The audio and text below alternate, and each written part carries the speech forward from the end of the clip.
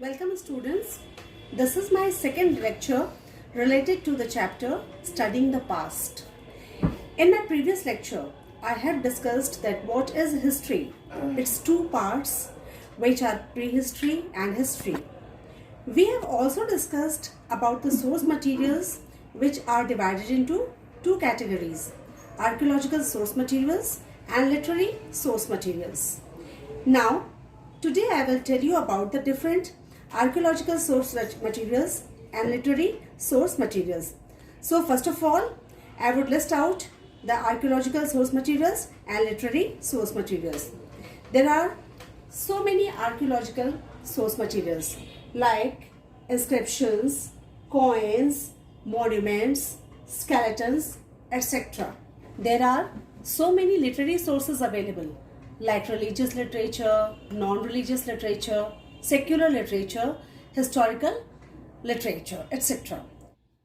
Now, I will discuss on all the points one by one. So first is inscriptions. What is inscriptions? Inscriptions are the writings which are engraved on rocks, pillars, clay tablets, the wall of the temples and caves. They tell us about the kings, their empires, achievements, as well as the society and the language of that period. The inscriptions of Ashoka's period tell us about his achievement in the field of administrations and the steps that he took, like building hospitals, wells, etc.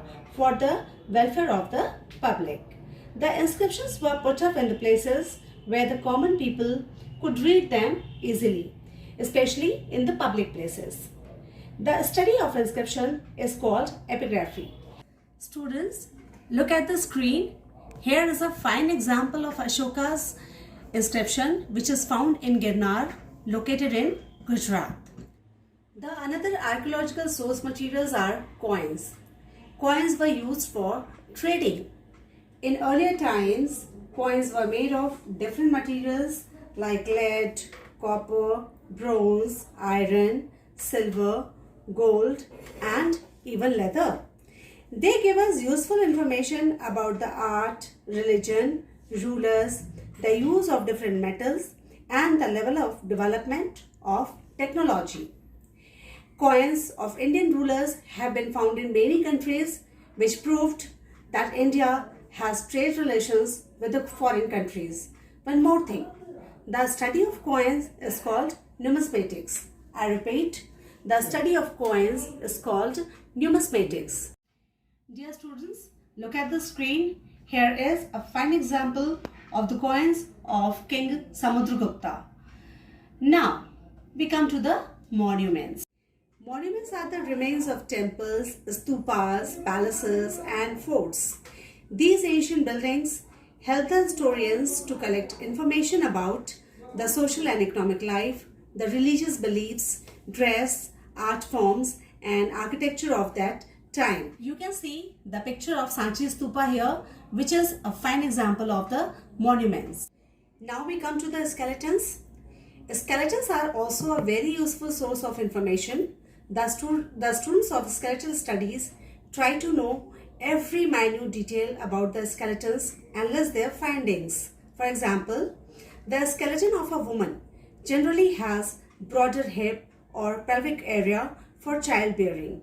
Jewelry found on the skeletons also help us in determining whether the skeleton belongs to a woman or a man. Now we come to the literary sources. All written records of the past are known as literary sources or manuscripts. They are very important for historians.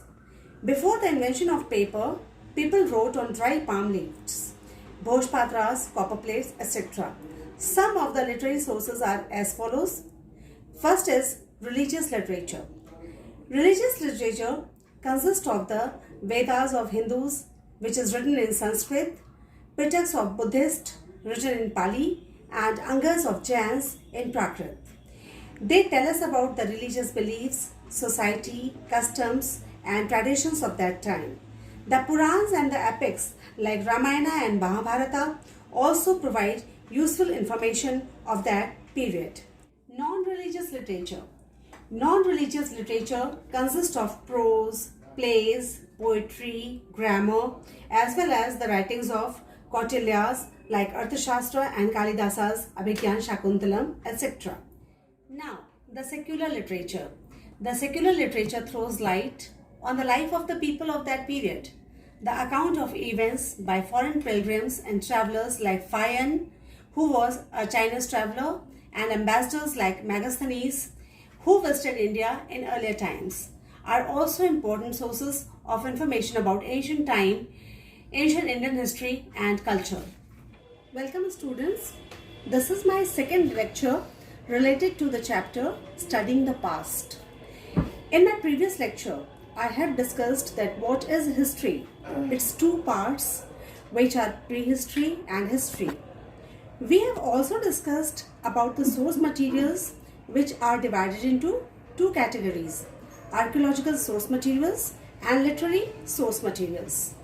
Now, today I will tell you about the different archaeological source materials and literary source materials. So first of all, I would list out the archaeological source materials and literary source materials. There are so many archaeological source materials like inscriptions, coins, monuments, skeletons, etc.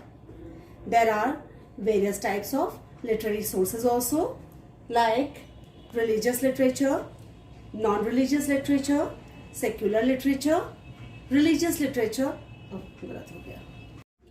Now, historical literature. Historical literature consists of autobiographies of the ancient rulers and biographical sketches like Harshcharita. The various sources of history provide knowledge about marvels of the past and inspire us to march forward to achieve greater heights. So this was all about this chapter. Thank you and have a nice day.